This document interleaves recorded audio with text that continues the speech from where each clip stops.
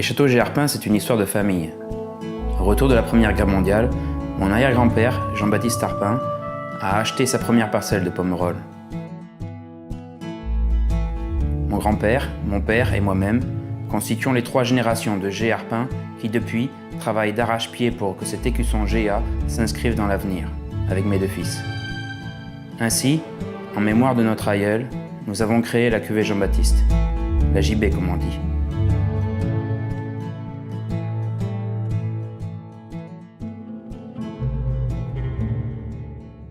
Ancrés au cœur de la rive droite, entre l'Isle et la Dordogne, nous arpentons chaque jour ce chemin qui sillonne dans la campagne.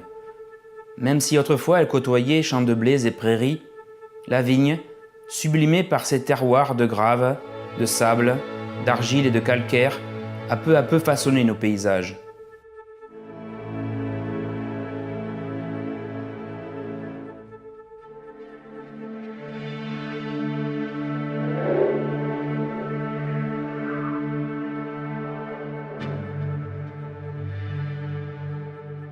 Pour faire un grand vin, il faut de bons raisins, et cela commence par la taille.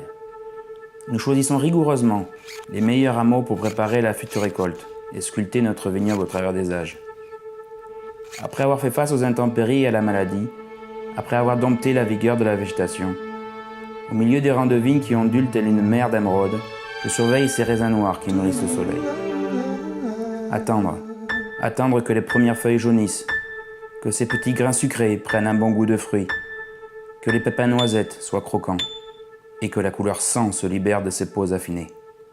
Mais toujours en gardant un œil sur le ciel, qui peut se faire menaçant. Hocher, toute l'équipe s'affaire pour trier ce caviar. Et le jus qui en jaillit va petit à petit, au rythme des pompes, extraire toute la générosité, l'ampleur et la puissance contenue dans ses peaux.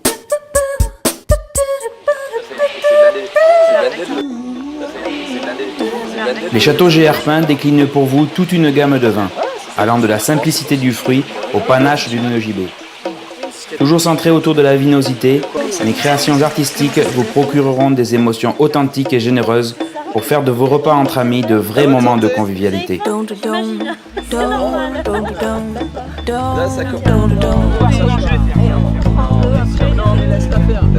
bah oui, mais ça fait ça là. Allez, à la vote.